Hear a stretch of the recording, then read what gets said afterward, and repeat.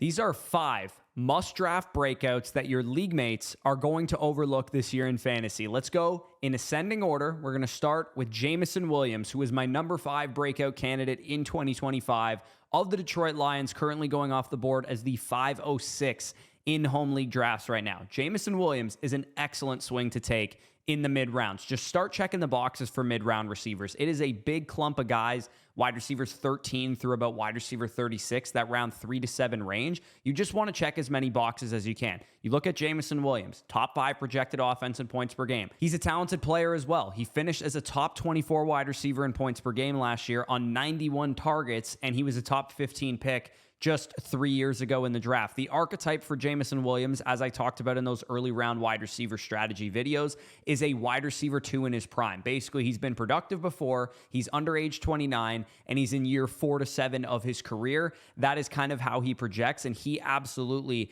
fits the bill for somebody that could smash his ADP. The main negatives that a lot of people have about Jameson Williams, and maybe what you guys are thinking right now, is that he has a lack of volume. He only had 91 targets last year because of Amon-Ra St. Brown being there, Sam Laporta being there, Jahmyr Gibbs, David Montgomery being there. They also added Isaac Tesla in the draft. There's only one football to go around, and Jared Goff can't get it to everybody. But the reason I love Jameson Williams this year is, first off, I think it's a positive that there's a lot of targets to go around, because this many guys can do damage from any area of the field, and specifically for Jameson Williams, that's going to open up the downfield, long, deep balls that win you your leagues. If Amon-Ra St. Brown is feasting over the middle, safeties and defenses are going to play up, and then that's when you hit him over the top of the Jameson Williams 60-yard bomb. Sam Laporta, he can stretch the seam up the middle, and that can open up space on the outside. A great run game like Montgomery and Gibbs have, that allows those big plays to happen off of play action. So as much as I think, yes, there's only one football to go around, it's really good specifically for Jameson Williams that he has other talented players around him. And second off, with the OC change, Ben Johnson now being gone, going to Chicago, John Morton coming in here to kind of continue that situation and that scheme that they had. Originally, I was thinking, damn, this is going to be bad for Jameson Williams because he was getting schemed open. He was the guy really benefiting from the genius play calling that Ben Johnson was doing, because Jameson Williams is not the excellent separator that Amon-Ra is. 36th percentile separator against man, 59th percentile against zone, and 32nd against press. And that's totally true, because I do think Ben Johnson really helped Jameson Williams because he doesn't separate at an elite level. But the more we hear about Jameson Williams, the more we hear about this new offense. In our draft guide, we track news. Going all the way back to the NFL draft, we track offseason buzz by team. And as you guys can see highlighted there, Jameson Williams has been getting a lot of buzz throughout the entire process relating to his ability to take a step forward as a player. The signs point to that they're going to throw the ball a little bit more, and they're going to push the ball downfield a little bit more as an offense. Ben Johnson's Lions were bottom 10 in pace of play, bottom 10 in neutral pass rate. They were a run-heavy team. They like to run the football in the red zone. They like to use David Montgomery and Jahmyr Gibbs. I think a passing renaissance for Jared Goff and the Lions could be coming in Detroit. And because Jameson Williams wasn't really a relevant target earner until last year, I do also think that 142 target, 91 target split between him and Amon-Ra St. Brown could become tighter. And especially if they're throwing the ball a little bit more, 160 for Amon-Ra, 130 for Jameson Williams. I do think that's more realistically what we're looking at. It's really sad that I parted with Jameson Williams in the Flock League. I traded him to Zach, but knowing that it got me this next guy, who's my number 4 breakout candidate and my number 1 breakout candidate back, I do feel pretty good about parting with JMO, even though I still absolutely love him here. Going in the mid-5th round, I feel like you can't go wrong taking a profit, a great player on a great team. Number 4 breakout candidate for me is Isiah Pacheco, who, of course, if you guys are watching the Flock League, I traded Jameson Williams and Tony Pollard for Isiah Pacheco and Rome Odunze, and then I used Rome Odunze to get my number 1 breakout candidate back. Isiah Pacheco is going off the board right now as the 606 in home league, so you're getting him as like a mid-round running back. And I feel really good riding on Isiah Pacheco this year because, again, when you're checking boxes of mid-round players, running backs or wide receivers, he was on this list last year. And the reason I had him on here last year is because before the injury kind of robbed him of his season, according to all reports going into the season, he was going to be the bell cow. He was going to be the workhorse. And they've kind of doubled down on that stance this year by not really adding a whole lot to the backfield. And all the way back on May 29th, Chiefs coach Andy Reid said that he looked tremendous. He looked like he bulked up. He looked like he was in great shape. And he's also been praised on his growth potential as a route runner, as a receiver this offseason. When you check the boxes for Isiah Pacheco, starting running back for the Kansas City Chiefs, Chiefs is a major check in his favor. The offensive line has been top 5 in run blocking grade 3 of the last 4 seasons. There's very little backfield competition. Like I said, they have Kareem Hunt, who was a free agent until Pacheco got hurt last year. They signed him off the street in like week 3. Brashard Smith, 7th round rookie from SMU, could be a special teams pony package type of guy, but at best, I would say he would be the new Jerick McKinnon. At best, he would be the new Jerick McKinnon. Elijah Mitchell has missed 35 games over his last 3 NFL seasons for injury, so I'm not really worried about him either. Since Isiah Pacheco took over the starting role in Kansas City back in week 3, week 4 of 2023, he finished as RB12 on that season in PPR points per game. He's an RB1 in his prime archetype, which in that early round running back strategy video I detailed, boom at the highest rate, tend to return on ADP a lot. And if we include the first games of 2024, those first 2 games that he played, we saw him produce RB10 in PPR points per game since he took over that starting job, and quietly posting 3.69 targets as well. And in those first 2 games last year before his injury, he was running more routes. He was on long down and distance a little bit more. So even if he doesn't have a major receiving role, let's say Mitchell takes over that, or Kareem Hunt takes over that, or Brashard Smith takes over that, 15th in total touchdowns over that stretch when he was the starter, 18th among running backs in carries inside the 5. That is all that he needs to pay off a mid-6th round price tag, basically going RB22, RB26, somewhere in that range off of the board. Schematically, you just can't load the box against this team. When you have literally the fastest player in combine history on the outside in Xavier Worthy, especially with him and also Rashee Rice and Hollywood Brown and Travis Kelce and those guys, you're going to get open looks in the box for Isiah Pacheco. And if you don't, you're going to get open looks downfield, and that's going to result in more scoring opportunities for Isiah Pacheco. So we were drafting this dude 2-3 turn last year, and I was confidently telling you guys to draft him then, and unfortunately he got injured, but nothing has changed. I am all in on the Isiah Pacheco breakout in 2025. He's also in a contract year. He was a 7th round pick. He's going to be heavily motivated to try and get himself a nice payday to either stay in Kansas City or go to a new team. And again, going back to that early round strategy video, Isiah Pacheco is an RB1 in his prime, which historically are the best bets to make in the early rounds at the running back position. You get a guy who has an RB1 season under his belt in points per game in 2023, who is still under the age of 27. Those guys hit big usually, especially when you factor in that they play for the Chiefs, and they also have good offensive line play and 4.3 speed and all that kind of stuff. So Isiah Pacheco, one of my biggest breakout candidates yet again. Number 3 breakout candidate on the list here is Tyler Warren, rookie tight end of the Indianapolis Colts. You guys probably knew this one was coming. He is one of my highest rostered tight ends on UNDERDOG and one of my highest rostered players overall on UNDERDOG. He's going off the board as the 8-12 right now. And the rookie tight end from Penn State was a great prospect. Even without testing numbers, his comps range from Dalton Kincaid, OJ Howard, and Pat Freiermuth. But again, keep in mind that he did not test. He did not run at the combine, didn't do any of the drills. If he did test and he tested well, let's say a 9 RAS score, ran like a 4.65, something like that, this is the territory of player we're talking about. Sam Laporta, Hunter Henry, Mark Andrews. The Colts spent a top 15 draft pick on Tyler Warren, and they intend to use him. He played nearly every single snap in the preseason with Daniel Jones and with the starters, and when he was actually out there, he was a first read target on a couple of those plays. If you go back and watch his preseason games, you can see that the second Daniel Jones is dropping back, he's immediately looking over the field to Tyler Warren. It makes sense. He was peppering Wan'Dale Robinson, bunch of over-the-middle targets in New York when he was the starter, and he's probably going to start for most, if not all, of the season based on all the reports coming out of Indianapolis. Shane Steichen has a plan for this dude, and he's also very versatile. He can get carries. He can throw the ball. They're going to get him the ball as much as they possibly can, and getting him in the round 8, round 9 range where he's going is an absolute steal. I would spend a 6th, 7th round pick on this dude, but you don't have to. The main concerns that people have for Tyler Warren and why people maybe wouldn't be in on him is quarterback play and target competition. Those were precisely the same exact concerns that these same people had about Brock Bowers last year, and I am sure they regret not drafting more Brock Bowers. Second off, Daniel Jones is a really solid passer. I know he's not the greatest real-life quarterback and all this kind of stuff, but Daniel Jones was number 1 in target accuracy the last time he was fully healthy in 2022, with Darius Slayton and Richie James as his top receivers. He has never had a receiver core like this, a offensive line like the one he has in Indianapolis, probably not a coaching staff like Shane Steichen, the scheme that he's going to run, and he definitely has not had a tight end like Tyler Warren, except for maybe a washed-up Darren Waller in 2023 before he got injured. Third, the Indianapolis Colts will throw the ball a lot more than people are probably thinking. Anthony Richardson, when he's been starting, they've had the training wheels on him. They have not let him throw the ball at all because he can't throw the ball. With Gardner Minshew in 2023 after Richardson's injury, and with Joe Flacco anytime he played in 2024, both of those quarterbacks threw the ball over 35 pass attempts per game, which would pace a 600 pass attempt season and basically top 10 in the NFL in overall pass volume. So I love Downs. I love Pittman. I like Alec Pierce. I like Adonai Mitchell. And of course, Jonathan Taylor is going to keep things going on the ground.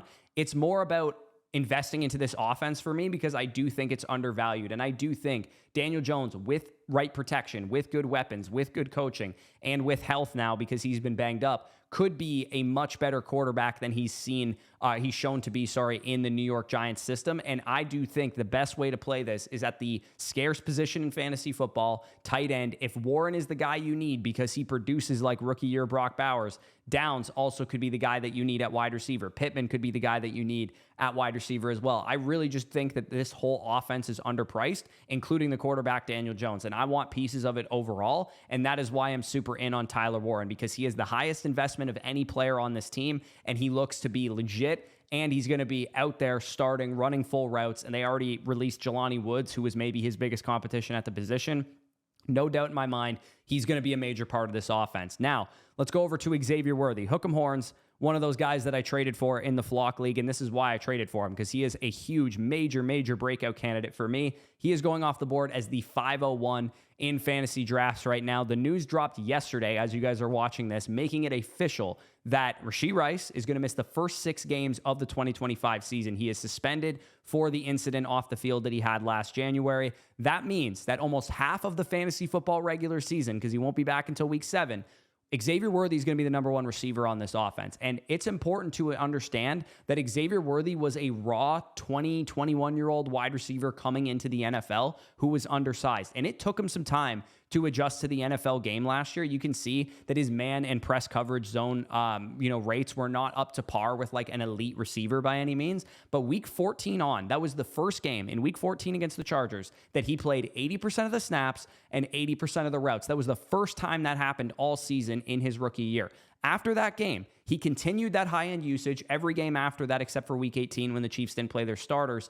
He was over 80% of the snaps, 80% of the routes, including the playoffs when it mattered the most. You also saw his yards per route run, his PFF grades, the drops that he had earlier in the year all start to improve. And you can see his highest 2 graded games were the AFC Championship and the Super Bowl in terms of his overall receiving grade. Xavier Worthy, weeks 11 to 17, so just including the regular season last year, was also a 15.6 PPR point per game producer, about a mid-wide receiver 2 as far as fantasy production. Like I said, once he saw that 80+% snap and 80+% route guy, he was consistently, every single game after that, had at least 5 receptions, and we know he gets some work on the ground. He can create some big plays. He's now in year 2. He's probably got a lot of confidence after that Super Bowl run and after the Super Bowl performance that he had. His first 100-yard game, he goes for 152 yards and 2 touchdowns. I think we're going to see another step out of Xavier Worthy, and it's not that I have to convince you on this offense, because everybody knows it's Patrick Mahomes, it's the Kansas City Chiefs, it's a better run game with Pacheco back, with Rice back week 7 onward, with Kelsey healthy. Hollywood Brown didn't play until the NFL playoffs last year.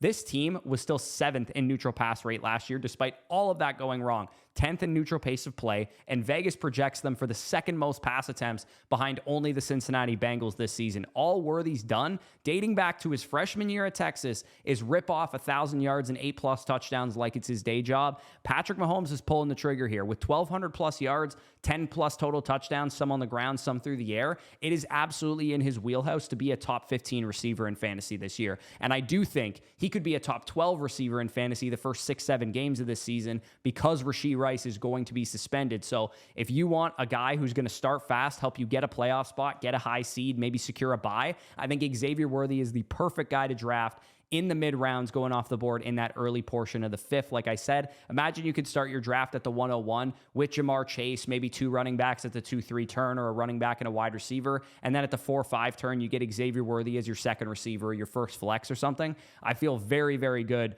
about Xavier Worthy in that situation. Emeka Egbuka is my number 1 breakout candidate. Nobody should be even remotely shocked by this. He is going off the board at the 805. And now that the cat's out of the bag on the Flock League, you guys saw it probably yesterday, the most recent vlog that we put out, I can tell you guys the real reason why I felt comfortable trading away Emeka Egbuka in the first place, because I traded away Egbuka in the Flowers and Worthy deal, as you guys probably saw. Zach told me at the meetup that he wanted Jameson Williams bad, and you saw in the draft vlog that I sniped the crap out of him on Jameson Williams. So I told him if he wanted JMO, he would have to give me Pacheco and Odunze, and I'd throw him Pollard back. Subsequently, after the meetup, we made that trade. He was flying back to Sydney, Australia, and we ended up making that. And I told Danny, if I can get Odunze, would you give me Egbuka back? And he told me, yeah, if you can get Odunze, I will give you Egbuka back. But anyways, Emeka Egbuka, the reason why he's a huge breakout candidate for me is he is going to be an absolute stud, man. I've never been more sure of any rookie that I've ever seen in my life as a Buccaneers fan that this guy is going to be an absolute dog. Now that Godwin's been cleared, maybe some people are a little bit more concerned about Emeka Egbuka because he could be back on the field sooner rather than later. But Tristan Wirfs was cleared as well, and that's great for the offense. And I expect Tristan Wirfs to be back on the field before Chris Godwin, and Godwin probably to be out till at least October, according to Scott Reynolds and Greg Auman and some of the most trusted Buccaneers reporters that I personally follow as a fan of this team. He is going to have a nice little runway for a great ramp up here, because the Buccaneers start with the Falcons, the Texans, and the Jets. Those first two teams especially can score points, and all three of those teams have shadow coverage corners, AJ Terrell, Derek Stingley, Sauce Gardner, who are going to be on Mike Evans like white on rice. And Emeka Egbuka is going to have a lot of open looks over the middle of the field. Jalen McMillan is out until like at least week 9. Godwin won't be back at that point. And Cade Otton, it was announced today, might start the season a little bit banged up as well. Emeka Egbuka, the prospect, coming into the NFL. Best comparables in our prospect model, Garrett Wilson and Jackson Smith-Njigba, his former teammates, and Jerry Jeudy. Emeka Egbuka being a wide receiver 1 upside prospect and being comped to players of that caliber, keep in mind that he was probably, if I had to say there was one receiver that had the most target competition in their entire college career, I think Emeka Egbuka might legitimately be the hardest competition for targets of any receiver I've ever seen. As a freshman, he had 21 yards per catch as a 5-star recruit, the number 1 recruit in his recruiting class coming out of high school, over Marvin Harrison Jr., over Malik Neighbors, over Brian Thomas Jr., and others in that 2024 draft. Same field, by the way, as Chris Olave, Garrett Wilson, and a sophomore Jackson Smith-Njigba. His sophomore year, he has 1,151 yards and 10 touchdowns, same field as sophomore Marvin Harrison Jr., who was obviously a stud, and junior year JSN whenever he was healthy that season.